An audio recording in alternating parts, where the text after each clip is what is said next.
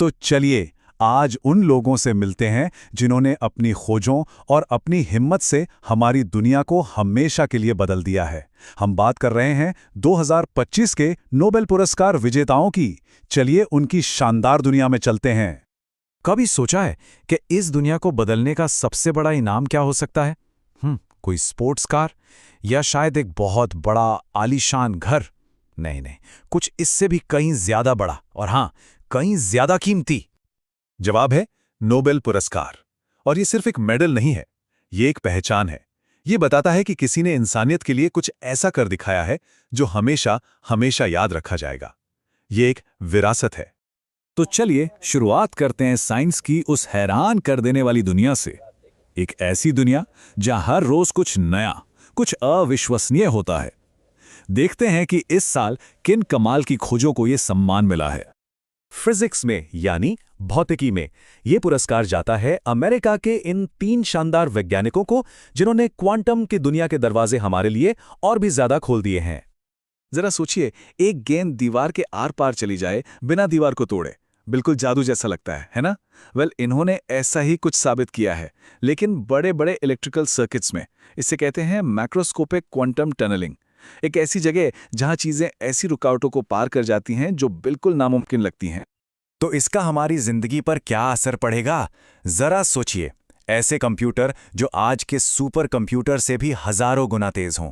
यही खोज quantum computing की नींव रखती है। और इतना ही नहीं, इससे ऐसे सेंसर बनाने में मदद मिलेगी जो इतने संवेदनशील होंगे कि बिल्कुल मामूली से मामूली बदलाव को भी पकड़ लेंगे। चलिए अब आगे बढ़ते हैं केमिस्ट्री यानी रसायन विज्ञान की तरफ। इस साल ये सम्मान जापान, ऑस्ट्रेलिया और जॉर्डन अमेरिका के इन 3 वैज्ञानिकों को मिला है। और इनका काम, इन्होंने एक जादुई मटेरियल बनाया है। एक ऐसे जादुई स्पंज के बारे में सोचिए जो हवा से सिर्फ प्रदूषण को सोख ले और पीछे छोड़ दे बिल्कुल साफ हवा। कमाल है ना? बस यही काम करते हैं मेटल ऑर्गेनिक फ्रेमवर्क्स यानी MOFs। ये मॉलिक्यूलर लेवल पर बने ऐसे पिंजरे हैं जो खास तरह के मॉलिक्यूल्स को पकड़ लेते हैं, जैसे एक जाल।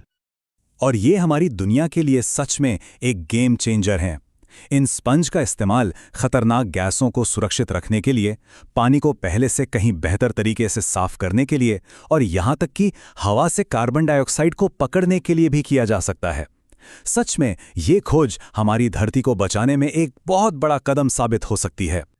अब देखते हैं मेडिसिन के क्षेत्र में किन 3 लोगों ने हमारी सेहत को बेहतर बनाने में मदद की है और इंसानी शरीर के एक बहुत बड़े रहस्य को सुलझाया है। हमारा शरीर ना एक सैनिक की तरह है जो दुश्मनों यानी बीमारियों से लड़ता है। लेकिन सोचिए क्या हो अगर वो अपने ही दोस्तों यानी शरीर के अपने ही सेल्स पर अटैक करने लगे। इनकी खोज ऐसी ही एक पहेली को सुलझाती है। इन्होंने पता लगाया कि हमारा इम्यून सिस्टम अपने और पराये में फर्क करना आखिर सीखता कैसे है। और सिर्फ इस एक खोज की वजह से आज कैंसर जैसी खतरनाक बीमारियों के इलाज के लिए इम्यूनोथेरेपी जैसी क्रांतिकारी तकनीकें संभव हो पाई हैं। और सिर्फ इतना ही नहीं, ये ऑटो इम्यून बीमारियों से लड़ने की भी नई उम्मीदें जगाता है। साइंस के बाद अब उन लोगों की बात करते हैं जिन्होंने अपने विचारों, अपने शब्दों और अपने संघर्षों से इस दुनिया को एक नई दिशा दी है।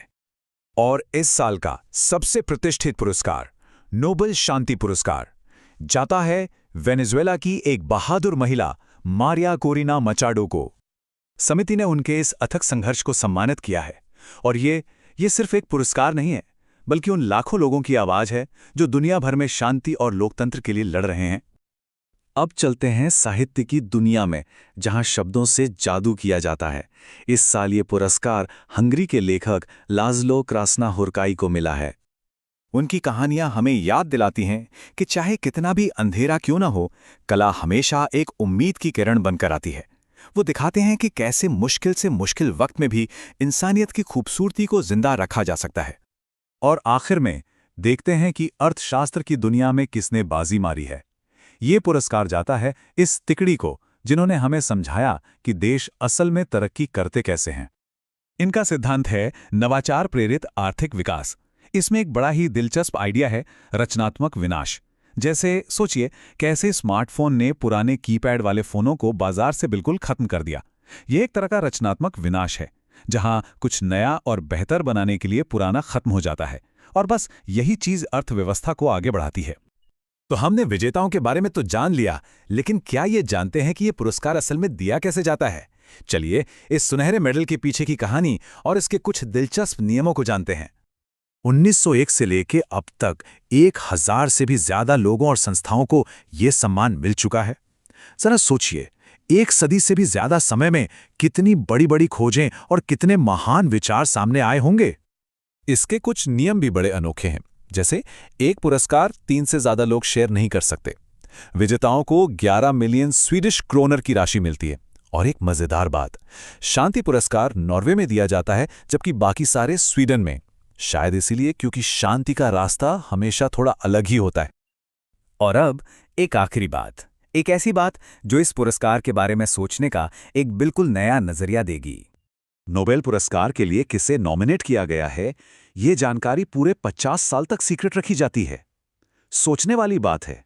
ये नियम बताता है कि यह पुरस्कार झटपट पब्लिसिटी के लिए नहीं है, बल्कि एक स्थायी विरासत के लिए है। तो विरासत पर यह ध्यान, प्रचार पर नहीं, हमें असली दुनिया को बदलने वाले प्रभाव के बारे में क्या बताता है?